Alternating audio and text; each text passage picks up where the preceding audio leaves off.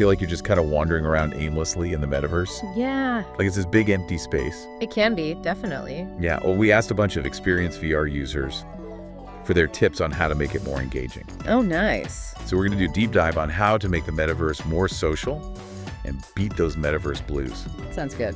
So one of the things that kept coming up over and over again was looking beyond those big names, the ones that everybody talks about. Right. But those can be a bit of a letdown. Yeah, they can get a little empty feeling sometimes, can't they? Like you're in this big space, but there's not a whole lot going on. Exactly. You're not really connecting with anyone. So a lot of people recommended checking out platforms like VRChat and Rec Room. Those good ones. I mean, I've heard of those, but I guess I'm not really clear on what makes them stand out. Well, I think it's the social aspect. They're built for it. They're designed to be kind of like virtual meeting grounds, Yeah. filled with activities and games that you can do with other people. Oh, okay. So it's not just about like existing in a virtual space. It's about actually having stuff to do together. Exactly. Okay. And then I noticed that a lot of sources also mentioned the idea of games within games. Oh, that's a great one. So what's that all about? Well, it's like, have you ever been to one of those festivals or events where there's like a main event happening, but then there's also like smaller things going on, like on the sidelines or in different tents? Oh, yeah. It's kind of like that, but in the metaverse. So it's like a party within a party. Exactly. And a lot of these games within games are really simple and fun, things like, well, there's one called Gorilla Tag. I've heard of that one. Yeah, it's really popular. You basically turn into a virtual monkey. Oh. And you swing around a jungle gym. I love it. And then there's another one called Walkabout Mini Golf. Oh, yeah. That's a really fun one, too. You're playing mini golf with other people. But in VR, that's got to be so much cooler than real mini golf. Yeah, definitely. Okay, but how do these games actually help people connect? Well, I think, in Gorilla Tag, you're naturally just laughing and bumping into each other. Yeah. Creating these, like, instant moments of connection.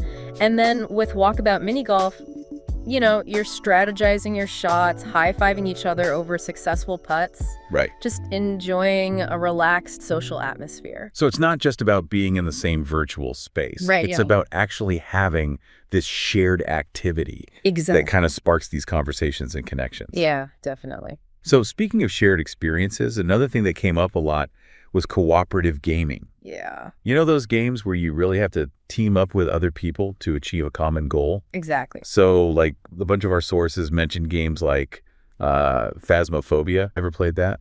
I have. It's so much fun. It's a ghost hunting game, but it's really all about communicating and trusting your teammates. So it's scary, but you have to work together. Yeah, you really have to rely on each other to survive. And then another one that kept coming up was Population 1. Oh, yeah, that's a classic. It's that battle royale game. Yeah, it's super fast-paced and competitive, but again, teamwork is crucial. Right.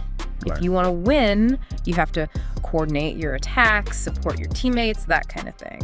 It's interesting how, these like high pressure situations actually seem to bring people closer together. Totally. You're going through this intense experience together, and that creates a real bond. For sure. And then there's also those games that aren't really about action and adrenaline, but they're still all about collaboration, right? Like I know a bunch of people mentioned DeMayo.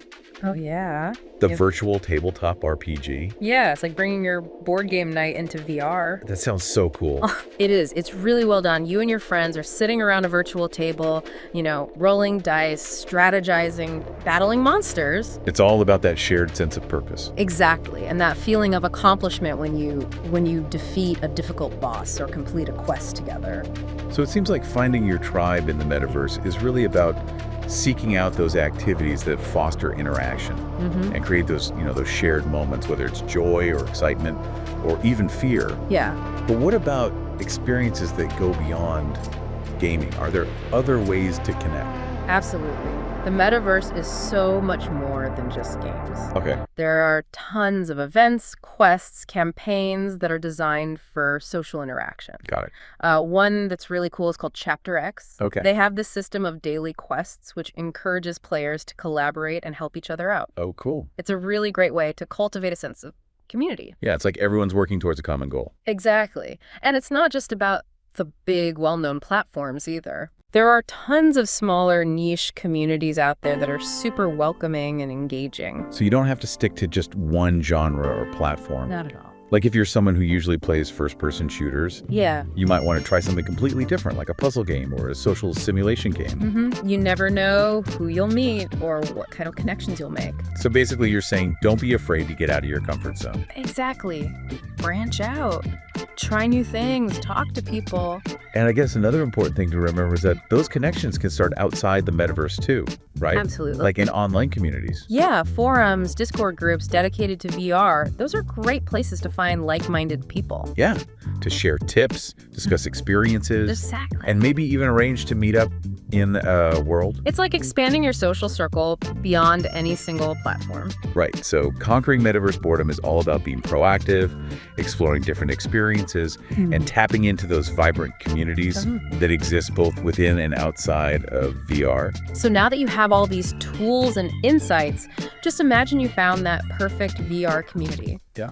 What kind of adventures would you go on together? Would you build incredible virtual structures? Oh, that sounds fun. Explore uncharted digital landscapes? I love it. Or maybe just enjoy a virtual coffee and chat. Sometimes those are the best. The possibilities are pretty much endless, and the power to shape your metaverse experience is in your hands. I like it. So get out there and start connecting.